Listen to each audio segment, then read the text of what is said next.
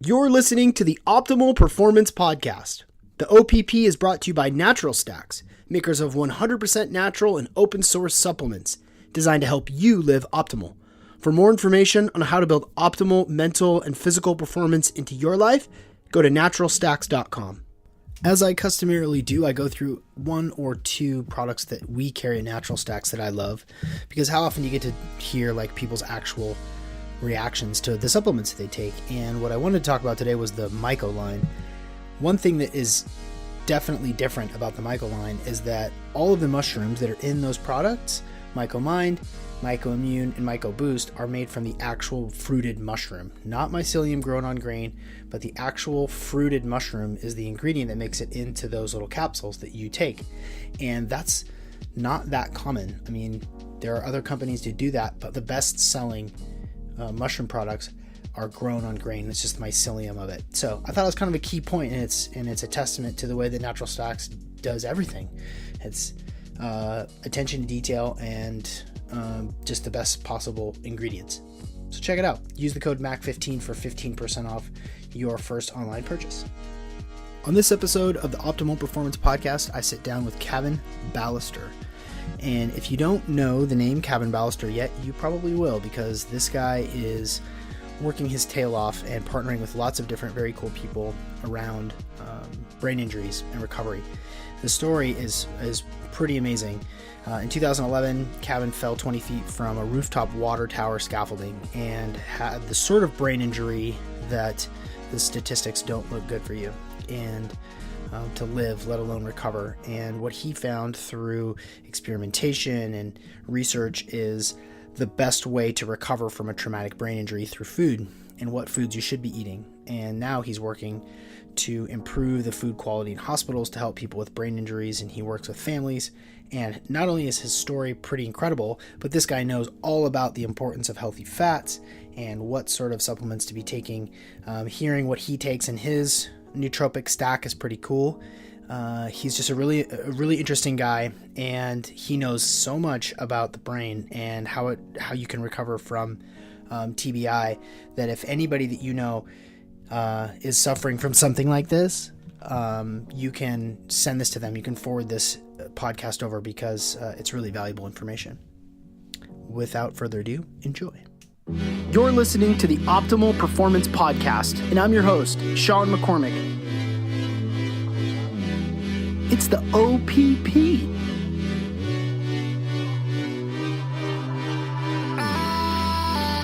I'm a performance coach, a wellness entrepreneur, a blogger, a speaker, a biohacker, and it's my privilege to bring to you the leading experts in the field of performance. So let's dig right in. One of my general manager for my float centers was on, I don't know if you saw the Amtrak train accident up here in Seattle a couple of months ago. Oh shit, no. TBI, Aaron, broken ribs and shoulder stuff, and I sat with him in the hospital for 3 days while he was induced coma to try to bounce back, massive swelling and stuff like that. And so it's near and dear. He's like a brother to me, and he's recovered really quickly. But it's a marathon, right? Yeah. Well, I was looking at your supplements. At the krill oil. Yeah. Yeah. And so I work with clients, and listen to this. I've successfully had talked to my clients about talking to their healthcare team in order to change the feeding that they're receiving. So we might want to talk about that a little bit, but yeah. I've successfully gotten them to get the healthcare team to administer high dose omega-3s, specifically DHA. How high? 6 grams of just DHA, so like 12 grams of fish oil. Ah. Yes, in the hospital from a physician, administered, okayed by the physician. Unbelievable. Wow. So there's lots of studies that show this. In fact, if you go to feedabrain.com/omega, Uh-huh. I talk about that. And what I did there is essentially round up some of the research on it so that a physician can go there and like check it out and be like, well, this covers my ass. Like, this is good. Let's go. Right? Yeah. Here's the reason I'm okaying this therapy because this study, and this study that some dude organized for me. And so, I mean, the bottom line is we successfully are able to change the feeds. And I've seen clients wake up from a coma. I've seen them learn how to sit up again because their muscles had atrophied so much, as mine had. I had seen them take their first steps. And then I've seen a client's daughter say thank you. And it's heartwarming. Wow. Just got chills a That little bit. probably should belong Yeah. in the podcast. Probably shouldn't have said that. That's Yeah. well, we're already recording, my Sorry, man. man. So let's Yeah. just jump off from there. So I like to start out every episode the same way, and that is to ask our guest, what is in your body, Cavin? What have you put in your body to date? It's what 5 o'clock in Texas. What have I fed my brain and body?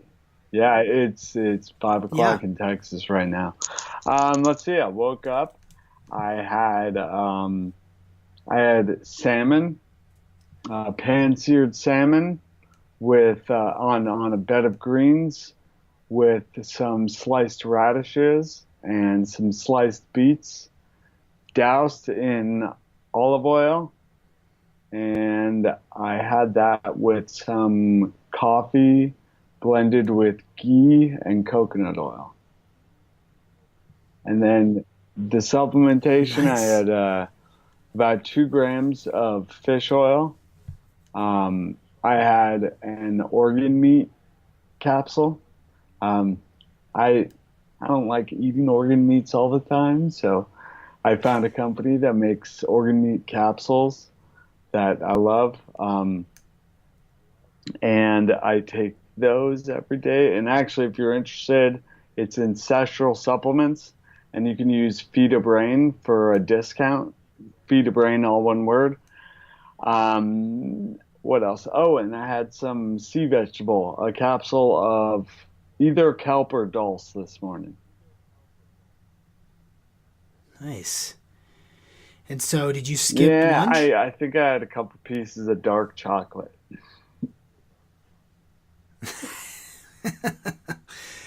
I love it. I love it. You know, asking people that question never gets old, because whether you're a sleep doctor or a shaman or a gut health specialist, most of the replies are the same, right? And high fat, coffee, more fat in various forms, just like yourself. And then, you know, periods of intermittent fasting kind of here and there. People eat when they're hungry and they don't when they're not. So it's excellent answer. Not like you could have gotten that one wrong, but I appreciate that. No, it's time to eat lunch. Yeah, right. Well, I'm excited to dip into this conversation, Cavin, and you know, there's so many different ways that we can go, and one of my questions is more about mentality, because what it took for you to turn things around and to tinker and to push and to not listen to people who are trying to steer you down the wrong direction. My question is, before your accident, did you have the same buck the system, I'm going to go my own way sort of attitude that you do now? Thanks for asking that question. I thought we were going to go a different way, but I like it. We're going back to like before my accident. Yeah, I was very much into punk rock and roll. Like, I played in bands. I rented sound equipment for underground and usually illegal warehouse parties throughout the five boroughs of New York. And yeah, I was very much like, go my way, going my own way, paving my own route. And when it came to this injury, it really served me because I wasn't going to listen to what the experts said, you know? I was going to expect miracles and I was going to bring them about.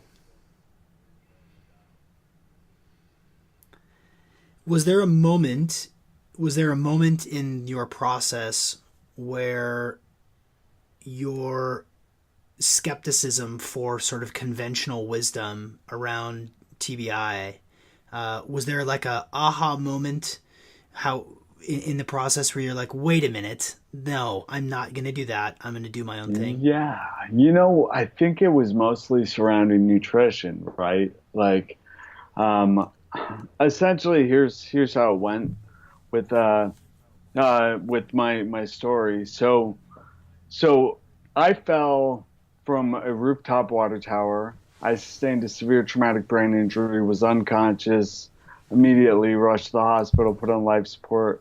While in a coma, was diagnosed with a diffuse axonal injury. And if you Google that, you'll see that 90% of patients never wake up. And of the 10% that do, most are in a vegetative state. I didn't eat, walk, or talk for months. I was breathing through tubes in my neck, receiving nutrition through a tube in my belly. And conventional medicine saved my life. I would be so dead without them. They absolutely saved me, right? So there's absolutely something to be said, lots to be said for emergency care. Like critical care doctors are just unbelievable. And they don't have, like all other doctors, they don't have time to sit with you for a long time. But man, they are efficient. Like, this is what works for saving people's lives, right? And moving on to the next patient and just getting things done quickly and saving, dozens of lives every night. And they don't even get to hear the voices of the people they save a lot of the times. So when it came to nutrition, when it came to like getting myself back together, I a lot of things went into relearning how to walk, relearning how to talk, regaining the use of my left hand because it was flexed inward like that, and regaining everything. That's one piece of it, and then I was lucky enough to be steered towards a functional neurologist, and most people know about functional medicine. But I asked them about functional neurology, and I got, ooh, tell me more, most of the time. So functional neurology is really, really cool stuff. And if you're interested in learning more about functional neurology, head over to my podcast, adventuresinbraininjury.com, where I interview lots of functional neurologists and neurooptometrists and others who really break the mold of neurorehabilitation and honestly brain optimization as well. So I was steered towards a functional neurologist, and the first thing he did was he did a few tests, but what notably he did a blood test on me, and it showed that I had low protein levels, like certain amino acids were low. And I was like, Doc, I eat meat with every meal. I eat a protein shake every morning. What are you saying? Eat more? And he's like, he says, no, you're not digesting the food you're eating. And I kind of looked at him sideways, and was like, really? And then I started the diet anyways, and I started the nutritional protocol and the things that he was prescribing me to heal my digestion. And suddenly I began to regain clarity. And I was like, whoa, there's definitely something to nutrition, which first of all conventional medicine doesn't say much about nutrition, or especially didn't say much about nutrition in 2011.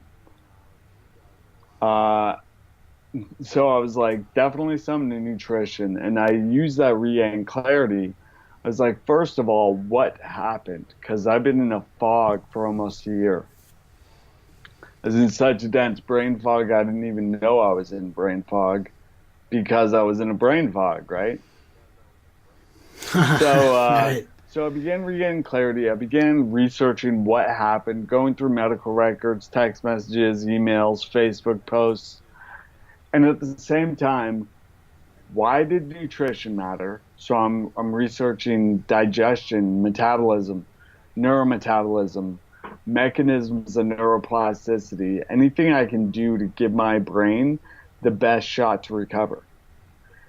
And what that looked like was not what the USDA food pyramid said, not what I had been taught Yeah. throughout my life. And I was just like, yep, this is all for industry. This is like, first of all, the U.S. Department of Agriculture. I do a presentation where I bring this up. I'm like, all right, so who gives you these dietary recommendations? I show the food pyramid that I grew up with, the food pyramid part two that doesn't make any sense, and then the food or the my plate, and they all say the same thing basically. I'm like, who gives us these recommendations? And I'm like, all right, it's the USDA, the U.S. Department of Agriculture. So what is the purpose of the U.S. Department of Agriculture? I'm like, well, let's look at their website. So I pull up their website and I go to the about thing and I'm like, it says to support the financial, or to financially support rural America, or to financially support opportunity for rural America to thrive. Something like that. I'm like, this is all about financial opportunity. This has nothing to do with human health. Um, and and so obviously there's a little conflict of interest there, right? A little bit, a little A bit. little bit. So it was just recognizing the amount of money and industry in the entire medical and nutrition system. Um, that it's like, all right, let's find what's going to work. Obviously, obviously, financial interests and what do you call them? Confounding variable? No, that's not the word, but just conflict of interest, right? Like I'm looking at Yeah. what is a credible source, and that's not a credible source in my book, right? Agreed. Agreed. So I began to learn how to read peer-reviewed research and research that. I'm reaching out to doctors and practitioners. I learned of Coursera, which is free online university courses from top universities like Duke and Princeton and Yale and Cal Poly Tech and the University of Chicago. And I began to study neuroscience. And I also took a nutrition course through that, and it was so ridiculous, right? Yeah. Eat corn, eat wheat, eat corn, lots of fruits, tons of Yep. fruit, some Yep. Yep. vegetables. It was ridiculous. I remember in a nutrition course, we're like, so your body you can get energy from fat, but your body would prefer not to. And I remember thinking, Right. my body sometimes prefers not to get up in the morning, like like who's determining what my body prefers to do, right? And honestly, what our Right. body prefers to do is what it's been doing its whole life, right?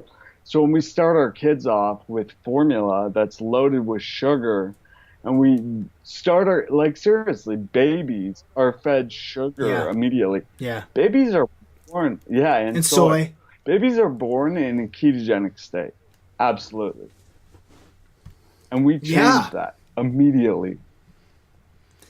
What if we didn't do that?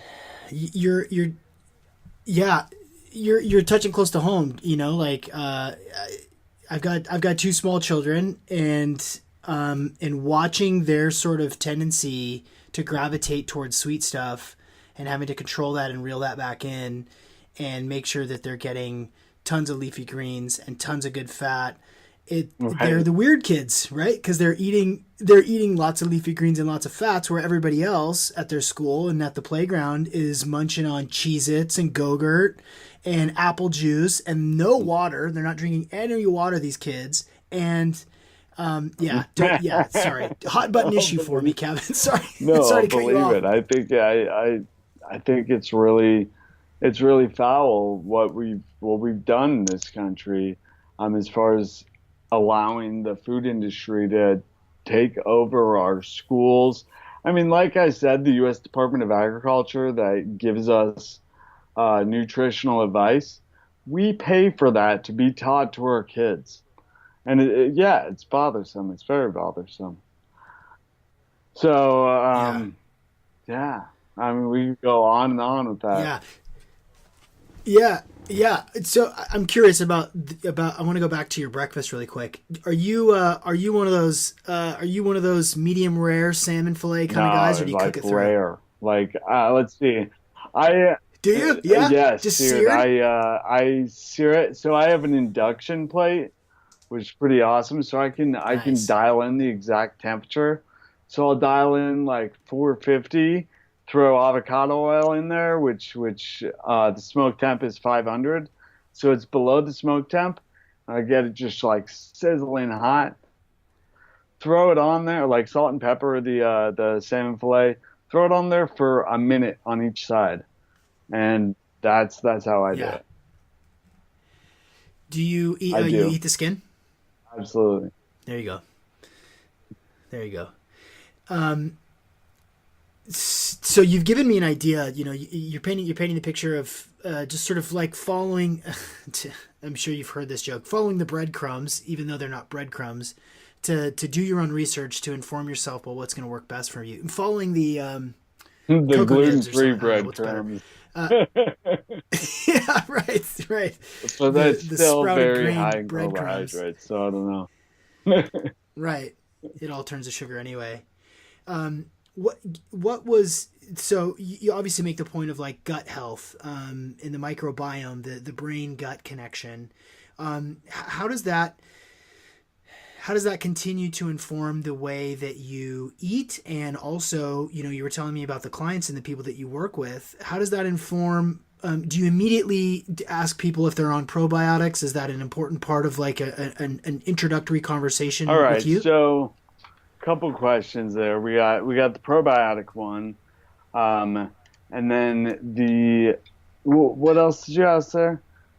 Probiotic. Go ahead. When no, the connection Yeah, between the, that's the right. gut and the brain. How does that inform sort of your dietary choices and how you guide people to eat? And maybe tell everybody a little bit about the work that you do in working, like who's give us an example Sure. of a client that you So work with. probiotics, I love probiotics for really though not all the time. I'm all about inoculating the good bacteria and then feeding the good bacteria. So probiotics for a bit to get everything repopulated, and then just really eat feed a brain style, or like this paleo keto very produce filled um, uh, dietary protocol. You know, so the gut brain axis is so important. So here's an analogy I want to paint for everybody. Many connections in my brain have been damaged. And I think of rebuilding those connections, or building any connections for that matter, like building a bridge. So, what do you need to build a bridge? You need supplies, you need skilled workers, and you need to know the environment where you're building. Additionally, you need to get that supplies to the construction site. So, all right, I laid down kind of like the idea there. Let me explain what each one is. So, first, the supplies would be the nutrition. the brain building nutrition, the food that powers our neurons and our glia, the cells in our brain. So getting that to the construction site would be having our digestion working efficiently. So that's the other piece of getting the supplies there. Next, we want skilled workers. What are the skilled workers? Well, that's the therapy, the targeted therapy, the right kind that affects the neuroplastic change that we want. And then how do we know what we're going to build? That's knowing the environment, like the sediment in the bedrock, the height of the water, the weather conditions there.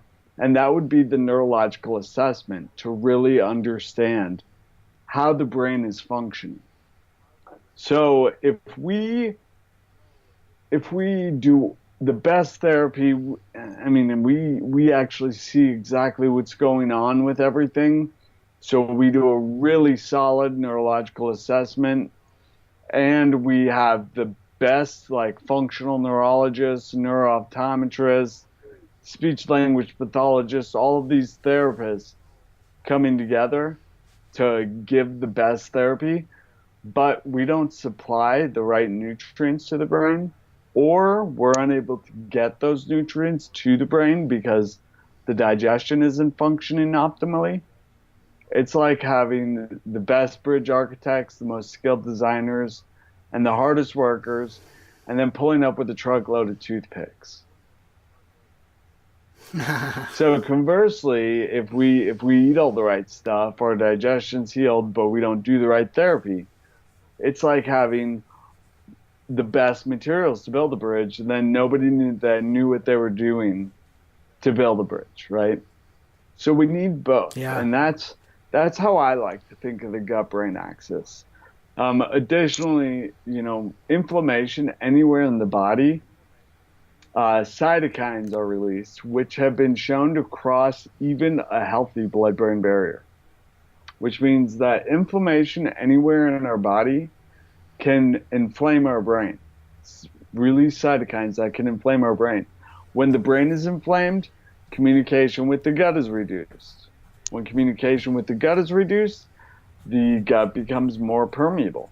When the gut's permeable, whole food particles enter into the bloodstream undigested. Your audience know about leaky gut? All right. So For sure they it do. enters into the bloodstream undigested, which causes more inflammation, right? Like if a piece of food is in the bloodstream, the blood doesn't recognize it. And it responds the same way it would respond if you had a splinter or any other foreign substance in your blood. It would inflame the area, inflammatory cytokines, all of that, right? Which, of course, can cross the blood-brain barrier, reduce communication with the gut, gets more permeable, so it's this vicious cycle.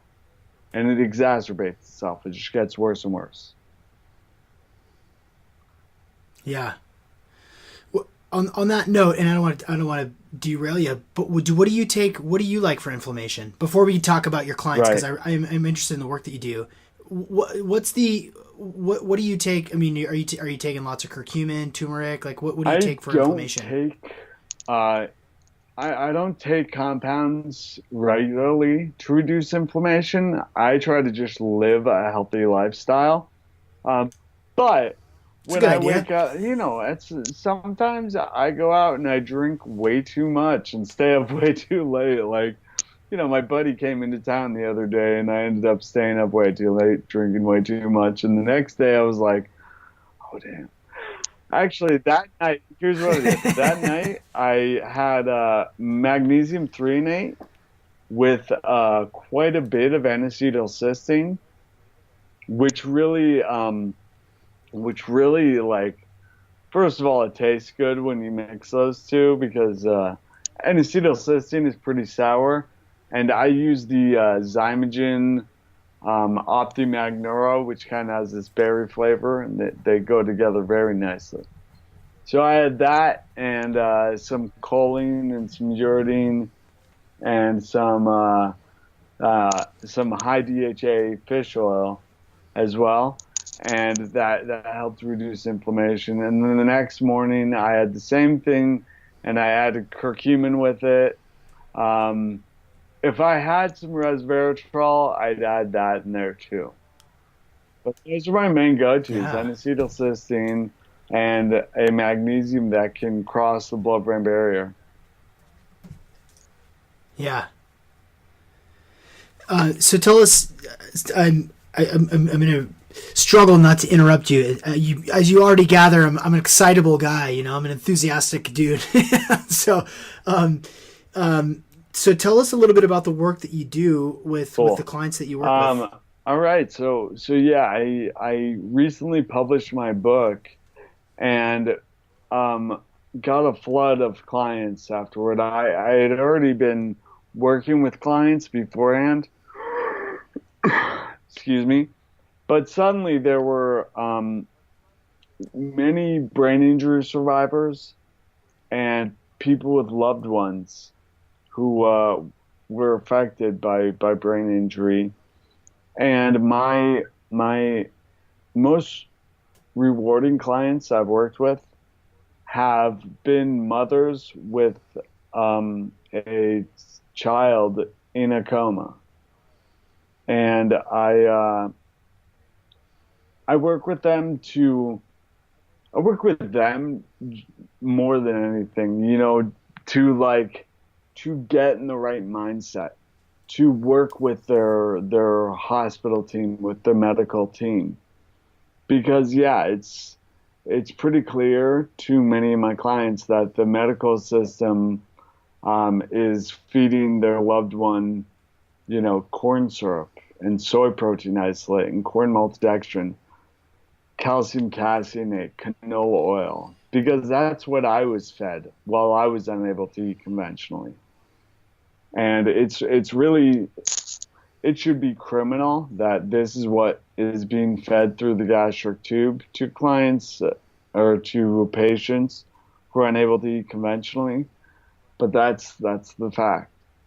And so I work with them. I have successfully, every one of my clients, I've successfully gotten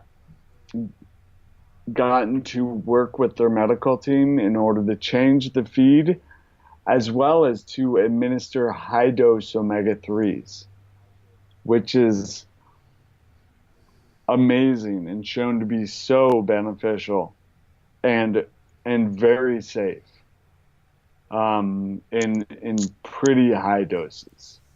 So How high are we talking? 6 grams of DHA alone is considered fine. So I have a client who her loved one is taking 12 grams of fish oils a day. Wow. No side effects, no negative side effects at all? The biggest thing that's brought up is about blood thinning, and many physicians agree, even physicians that I work with, they're like, that are colleagues of mine, are like, well, you got to get the blood test to make sure that we're not thinning too much, and I think that's great. You can do that, but the studies show that really blood thinning is not near as much of a concern as it was once thought to be. And so adverse side effects, I don't see many at all. I don't see any in my experience thus far. Wow. Yeah, some potential blood thinning being, offset by all the benefits that you get from that high dose from DHA. I was talking with, I had one of the most recent episodes was with Dr. Michael Bruce, who was the sleep doctor, and he had a TBI 7 years ago, and he was saying that he takes, get this, 3 grams a day of of omega-3s, and he does 3 grams 3 times a day. So he'll do it in the morning, midday, and in the evening time. And he said, when I get out of that, when I reduce that down, he goes, I don't feel right. It's a noticeable difference. That's cool. That's really encouraging. So you're like consulting with families and talking about dietary. I mean, that's really your thing. Like you're helping coordinate with doctors to make sure that what's going in directly into their belly through that feeding tube is actual food, actual nutrient dense food. And are doctors usually open to that? Is it take for them to just read sort of a couple of quotes from the website and they're like, okay, I'll talk to this guy? Or do they like, how is that usually received? And I'm not trying to demonize Western medicine whatsoever. Totally not. I'm just sort of curious. No, as to the actually, process. I really appreciate that you bring that up, because what I teach my clients is, first of all, you need to make this a cooperative thing. Everybody wants the same thing. They want the patient to get better, right? So if you come at them with like cooperation, here's what I'm looking to do. Also, patient autonomy is one of the tenets of medical ethics. So a doctor needs to listen to what it is you want. But of course, if you come at them angry, like, I deserve it, this is my right, this is the thing about the tenets of medical ethics. It's not a law. It's just something that they believe in and that doctors are taught. Every doctor knows of the tenets of medical ethics, but it's not like you have to always do this, that, or whatever. So you work with your physician, you create a partnership. And that word right there, partnership, is so important, so that we are working together in cooperation only. I do work with clients. It's part of my thing, right? I'm doing lots of things, I really love working with clients, but more so, I know I can only do so much working one-on-one with people. What I'm trying to do is improve the entire model of neurorehabilitation. So I'm working with a study to improve the transition into from hospital care into normal life for brain injury survivors. I'm being sure to incorporate exercise, which doesn't come through a lot of the time, and right. Exercise just has been shown to have so many benefits to brain health, just ridiculous amounts of benefits. Right. Bringing upregulating B and F, which is like fertilizer for the brain, releasing endorphins, heat shock proteins, all sorts of things that improve brain function. So incorporating exercise, neurooptometry, neurooptometry is really important too, because we have 12 cranial nerves in our brain stem, and what those 12 cranial nerves are, they're basically superhighways where information goes into the brain and where information comes out of the brain. 12 superhighways. That's what affects everything, right? 1/2 of those, 6 of them, directly innervate the eyes. 1/3 of them, or 4 of those superhighways, they are dedicated to the eyes. So that means 1/3 of those superhighways go to the same point, and that's those 2 little peepers. So our eyes are an excellent window to recognize brain function. They're also an excellent therapeutic window to affect brain function. Yeah. Interesting. So what does that look like? Is that like sunset gazing and long distance long distance looking? Is it eye movement tests? Is it exercises and stuff to improve eye function? Yeah, that's and eye piece health? of it.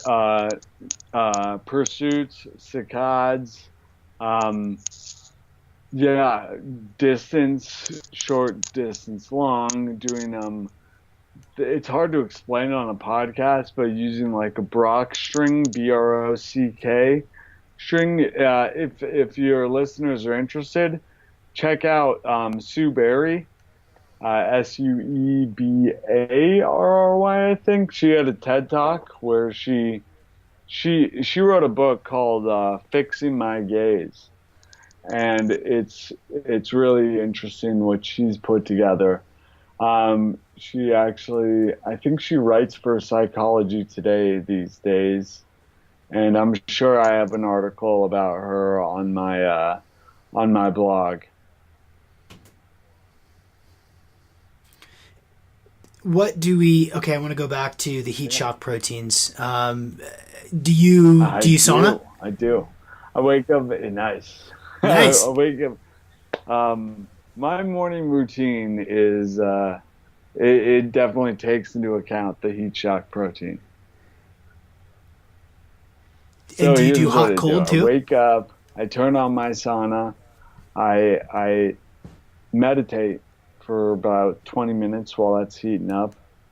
Well, actually, this morning I was doing some functional movements, and then I meditated. So I let it heat up for like 40 minutes, and then I hop in the sauna, and I spend another 20 minutes where I journal, and then when I'm dripping sweat all over the page, like 20 minutes later, I get out and I hop into a freezing cold shower. And here's what's happening there. You hop into the sauna. We got near infrared light therapy stimulating mitochondria.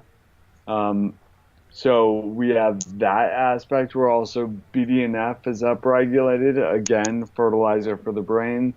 Endorphins are released, heat shock protein. So many benefits. On top of that, you're sweating, which is your largest detoxification organ, is your skin. And sweating is just great for getting a lot of those toxins out. So then I hop into a freezing cold shower, which, again, you're getting nailed with this huge temperature change. And you're getting more BDNF, more endorphins. Temperature fluctuations do a lot for us. And then additionally, when you get into something freezing cold, like your limbic system fires and it's like, get out of here, it's freezing, right? And you gotta use your frontal lobes then. We're human, we have this ability to override. So we can be like, no, it's fine, it's just cold water. And so our frontal lobes are telling our limbic system to chill out. And that skill, so an adage of neuroplasticity is that neurons that fire together wire together. And so when we do that, our limbic system's firing, our frontal lobes are firing, and those wire together, and they get stronger. And again, our frontal lobe is telling our limbic system what to do, and not the other way around. And that's what we want. We don't want to be reactive to things. We want to be able to choose what our reaction is going to be. That's massive. And that gets to the heart of meditation. It gets to the heart of just personal willpower, consciousness, sovereignty, just the ability to find peace, find stillness in the wake of adversity, or a cortisol spike, or a weird coworker or stub toe. Just the ability to keep your shit together when your reptilian brain is saying you're gonna die, like that's such a massive thing. Like did that take a while? Because I have questions about your meditation too, but did that take a minute to develop for you? Absolutely. I mean, I used to bartend on the Lower East Side of Manhattan. Actually, There's one bar in the East Village right across the street from Tompkins Square Park that I used to work, and Tompkins Square Park had heroin addicts in it all the time, and sometimes they'd come over and they'd just do some stupid things, and I didn't have a bouncer, so at that it was like I really needed to choose what my reaction would be when they did something stupid, you know. And I had lost that ability after my injury. I literally would get angry at somebody and like getting like I would get triggered if somebody said a nutritional perspective that I disagreed with, right? And I would be like, that's not, and I just feel my just everything raise up, right? I just feel my heart jump, and my heart would raise, my blood pressure would go up, I'm sure. And I had so much trouble controlling that. And that's very common with brain injury, is we lose that ability. And really that's a good sign of a weak brain, you know? Lazy attention, less of an ability to control our emotions. So getting it back, man, it took a lot. And meditation is so powerful for that. Do you have what sort of technique do you do, or is it just breath work, or do you use an app or something? I do a kind of a process, and I'm kind of trying this process on right now, but I do a process where, you know, a lot of people say meditation is clearing your mind, and I'm like, that doesn't work for me. Like, my mind is going to think, and I find meditation to be a very powerful time to direct my mind in the direction I want it to go, you know? So what I do is for the first, 5 minutes, here's what I do. I go on YouTube actually, and I type in Tibetan bowl 5-minute timer, and it gives me a like Tibetan bowl sound every 5 minutes. And so first I'll start off thinking about the present. So this is kind of a time thing. It's present, past, and future. So I'll think about the present. That means I'm only thinking about I am statements, or it is, or present tense statements and things that are happening right now. I feel, this is, whatever, right? Wherever my mind goes with this. And then I will think about the past. And it's kind of, I'll think about the past and the present, because this is where I really think about things that I'm appreciative of, things that I really like having in my life, and showing a mental appreciation and just keeping that at the front of my head.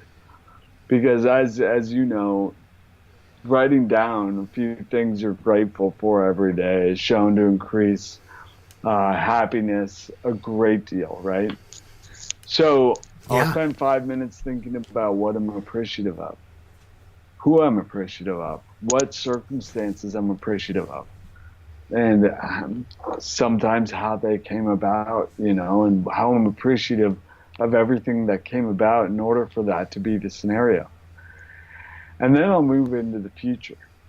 And this is where I visualize. And visualization has been shown to, first of all, light up the occipital lobe and other areas of the brain when we actually see things. Like, for example, if we visualize performing a certain task, like coaches use this all the time. If we can visualize, say an Olympic athlete, an Olympic diver, visualizing this dive, the motor neurons for that light up as well. So we're actually building the plasticity for that to occur. And so when I'm when I'm visualizing a scenario, something I want to build, these ideas that I see coming to fruition, and I see them coming to fruition, and then I try to see how they come to fruition, you know? So I imagine what's happening, Yeah. and what we're doing there is we're pre-paving the way, because like literally our brain is pre-wiring those neurons to be in place. So that's the next piece I do. And then the final 5 minutes, I let it come.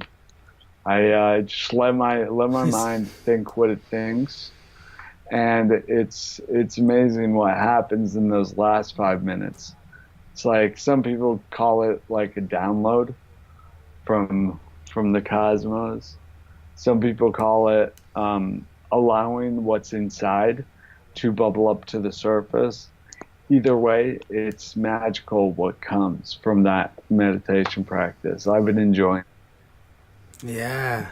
That's cool, man. That's totally unique. I've never heard, I've meditated and since I was a kid, and I've worked with teachers and researched different techniques and approaches, and I've never heard anything quite like that. That's really cool. I like that. So at that Right. point, you sort of Shifts your attention a bit. And to Wow, be that's fair, cool. I got a lot of those ideas from Jesse Elder, who's a friend here in Austin. But the idea is that our attention, what I teach, I recently did a workshop on mastering our attention, because our attention is the one aspect that we have control over of our mind. So some people say, we can think our own thoughts, right? No, you have control over your thoughts, the power of thoughts. And I even used to teach a course on the power of thought. And I changed my mind on that, because really we're not totally in control of our thoughts. Like if something happens, if a gunshot goes off, like we're gonna have thoughts that also is going to demand our attention. So our thoughts happen. Like our thought, I think I just heard a gunshot. Well, you did. Like you're gonna think that, of course, right? Um, but our attention to it, and that's an aspect that totally demands our attention. But our sensory diet, or what we are exposed to, what our senses are exposed to, those that affects our brain, affects our plasticity, and everything that our senses are exposed to demand our attention to some degree. So if we have a TV on in the background, we're not really watching it, we're still getting that input, and Yeah. you know, advertisements are still subliminally entering our brain, right? So Right. it's understanding that our attention is what we control, and our sensory diet we have a lot of control over also. So if we can control where our attention goes, and that's a really important aspect of meditation, right? Again, with being present, in the first phase of the meditation I described, being very present is I find myself, going off on a tangent, thinking about the future or the past all the time. And what you do at that Sure. point is you gently like course correct and be like, no, let's go back over here. So you shift your attention. And the more you do that, it's like a muscle. It builds up, and you get really good at deciding where your attention goes. And so the Yeah. analogy I use, I'm a huge fan of analogies, you haven't if you haven't gathered yet. But I have people imagine their brain as a garden. And I say you have 86 billion plants in your garden to represent the 86 billion neurons you have in your brain. Your thoughts are like the seeds, and your attention is the sunlight and water. Mm-hmm. We all have weeds in our Yeah. garden. right? We all have thoughts we'd rather not think. We all have stories we ruminate on that don't serve us. We all have terrible habits. Maybe not terrible, bad habits. And that we'd rather change, And it's like, it's not like we can reach in and pull the weeds. Not without brain injury or brain surgery. And I don't recommend either of those. So what we can do is we can learn to master our attention, give our attention to the flowers we want to grow. And after a while, the roots take over the weeds. And that's how we grow a beautiful garden. I like that a lot. That's great. That's really great. I feel like I got to put a caveat there because I'm not saying ignore the weeds and like don't look at them. Because like if we do that, they're gonna overtake our garden. No, I mean, no, you've got it. I mean, serve and nourish the things that are good for you. Nourish your attention in a way that's productive and creating a good foundation, creating good roots, deepening roots, so that you fill your head with good, positive, healthy things, and not negative, reptilian, limbic, fight or flight things. That in my experience, and the people that I see that come into the float center, they think about meditating, they think about being present, and then they realize that they don't have the tools. They don't have a technique. They don't have a visualization. They don't have an approach to meditating, and even jumping on YouTube to try to find like a guided meditation, or using like Insight Timer, like the meditation app. It's just like there's too many options. Do I want Gregorian chant? Do I want crystal singing bowls? Or do I want like raindrops? Never mind. I'm just not going to meditate. But having an approach and a technique and an overall willingness to fail, because that's what meditation is. It's failure and course correction, and failure and course correction over and over. And as you know, and you've experienced, is you get to that space where you course correct, and then you're in this moment that is just blissful and calm. And then you are back to thinking about tacos, and then you course correct, and then it's calm and blissful again. And this stream of stillness and presence and mindfulness, for lack of a better term, it stretches out even longer.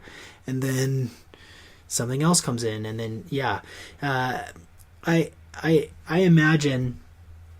I just have so much respect for you, Cavin, because it's hard for people that don't have brain injuries to do this sort of thing and to take care of themselves and to devote to not even devote their lives, but just to devote a little bit of time to their own self-care and to their own sort of cognitive health and body health and quality foods. And the listeners for this podcast are going to be vibing with everything that you've said, because they are conscious and curious and optimizers, but I think about what it must have been like, and what it continues to be like for you to have a new obstacle in your way, and like, okay, well, I guess I'm dealing with this thing today. I'm going to do my best to make sure that my roots grow deep, and that I'm feeding them the right stuff, and that I can continue to go forward.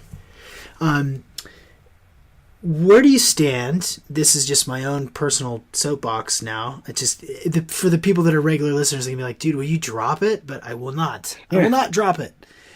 Where are you at on cannabis, or maybe specifically CBD?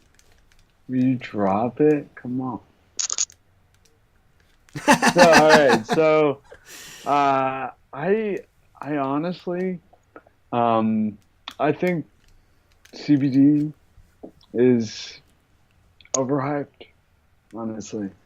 I think cannabis, I grew up in Boulder, Colorado. We smoked lots of weed. I'll be open about that. I've always had weed around, and then I moved to New York and I stopped smoking weed.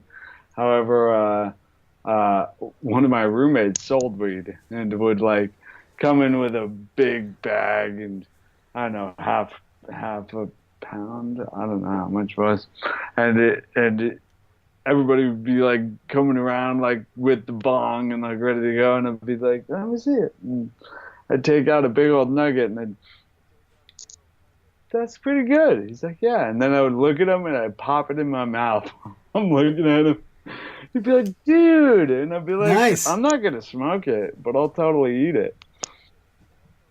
And so I'm a big proponent of food in its whole food form. And I'm a big fan of weed in its whole food form. You know, I actually went and visited my friend in San Diego who has a couple plants. And I was like, can I just eat some of this? And he was like, you can eat as much as you want. And so I did. I actually posted on Instagram a picture of it. It was a piece of dark chocolate, a really nice nugget, and a blackberry. I'm like, it's a good little snack right here. Yeah, I think that's the best way for us to get the benefits from that plant. Either cook with it or just eat it raw. Make a salad with it, you know, just add it to things. Treat it like a spice. I think that's the way I'd like to use it. Again, it's probably way too expensive to do that, but that's how I'd like to see it. Yeah. And really with things becoming more and more legal, I think people will just have a plant in their backyard and it won't be such a big deal. You know, it'll be like any other herb. And we can use it medicinally because that's what it is. It's a medicinal herb. Yeah. Cool. Yeah, I like your take on it, and I'm happy to hear that you just chewed up and swallowed a bud, because obviously the nutrient density of the cannabis plant is massive. I mean, hemp, the entire plant is edible, you know, like hemp hearts and hemp seeds and the oil, and I mean it's a powerful plant. And because you're a proponent of whole foods, and yeah, it makes sense that you'd be more of a fan of chewing up a spongy sticky bud than smoking some weird CBD hopefully your listeners like that one. Yeah, they're gonna get a kick out of that for sure. So what do you know? What's next for you? You know, another book? You know, I'm sure that you've got more. You know, you and I took a while to touch base because you're a busy guy. You know, obviously your book is receiving just amazing reviews. What's next for you on your journey to help people recover from traumatic brain injuries? I will say that recovering from traumatic brain injury, that's not all I do. I also have clients that are optimizing and looking to just get to the next level. I also have brain injury survivors who have gotten really far and are looking to get to the next level. But you know, I was talking with JJ Virgin recently, who's a big warrior for improvement of neurorehabilitation and for brain injury in general, and she's like, you know, I'd say 90% of the population has a brain injury. Like, if you've ever had a concussion, you have had a brain injury. If you've ever been knocked out unconscious, you have definitely had a brain injury, right? Actually, Doc Parsley told me that you can sustain a brain injury from something as seemingly benign as a roller coaster ride, because of the coup and contra coup, which is like, you know, your brain is like the consistency of tofu, and if you slosh that around in the hard skull, it can do some damage, right? So, yeah, excuse me, we've all probably had brain injury in some way or another, but I'm all about, you know, improving neurorehabilitation and brain optimization, our understanding of brain plasticity And that's my passion.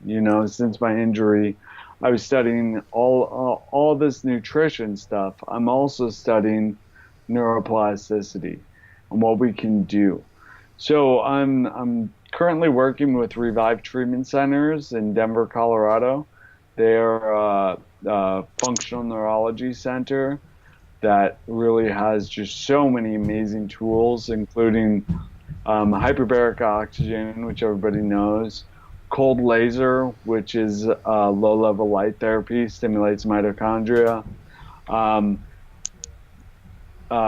video nystigmography for assessment, right? Like, so I was telling you about the bridge analogy, understanding what the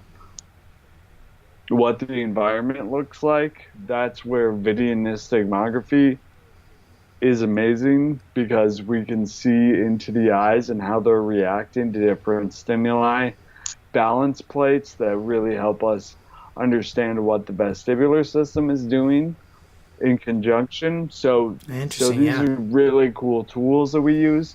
A gyrostim, this thing's cool. So a gyrostim is like an adult-sized gyroscope where we can plug in the exact coordinates, the speed, the different pitch, yaw, and roll that we want to change to affect the vestibular system in a specific way, which affects the visual system. It's called the vestibular ocular reflex, where if your eye moves one way, or where if your vestibular system moves one way, it notices you're moving one way, your eyes move in the opposite direction. And it even happens with your eyes closed. So we can utilize this to affect neuroplastic change. Vibration platforms, which fire muscle spindles. They do a lot for proprioception. And then what's really an amazing tool is transcranial magnetic stimulation, or TMS. And what that does is it sends in a magnetic pulse into the brain, into a small little coordinate on the surface of the brain, that brings those neurons to threshold so that they fire. And again, neurons that fire together wire together.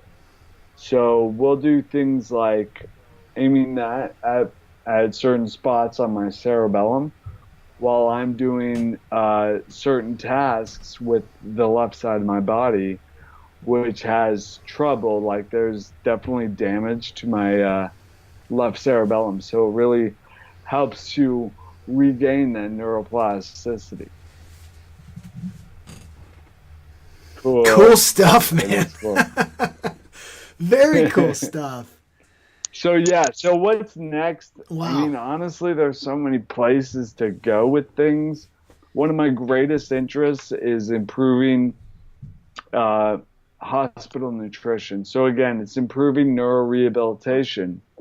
And what that means is we don't feed our patients who have brain injuries, we don't give them corn syrup. We need to improve the nutrition, right? So that's a huge aspect that I'm looking to change. And why stop with tube feeds? I would like to change hospital nutrition in general. So I'm a crusader on that mission. That's something that's coming up as well. And we will be starting a coaching program as well soon. So head over to Feed a Brain. Oh, one more thing. For your audience, we did the Feed a Brain interview series, which was amazing. I had the opportunity to interview the top brain and nutrition experts of our time, like Dr. Dati Skrazin, Dr. Terry Walls, Dr. David Perlmutter. Just got so many, Norgie Gaudas, got a lot of really incredible people in the health and wellness space to speak into brain and nutrition and ways to feed a brain, because we feed a brain in many ways, right? So for your audience, Yeah. I want to give them a 10 minutes of each of the interviews for free. So head over to feedabrain.com/preview, and we'll also knock off 25% on that as well.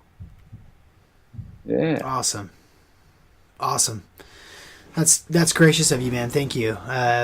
We've got a ton of everybody's going to be interested in this stuff, and because it's a major aspect of what we do at Natural Stacks is cognitive and performance. I'm sure that people are going to take you up on that. Well, you're doing awesome work, Cavin, and I appreciate you making time for us today. And this is not the last time that we'll talk. I have a feeling that we're gonna follow up again sometime soon, man. Thanks for joining us today. My pleasure. For additional insights and practical lessons based on this show, go to naturalstacks.com. The Optimal Performance Podcast is a Natural Stacks original. Our executive producers are Dennis Buckley and myself, Sean McCormick. Our producer is Christian Randall. OPP intro music by Odyssey. Additional music provided by That New Jam. A Randy McCrandle production.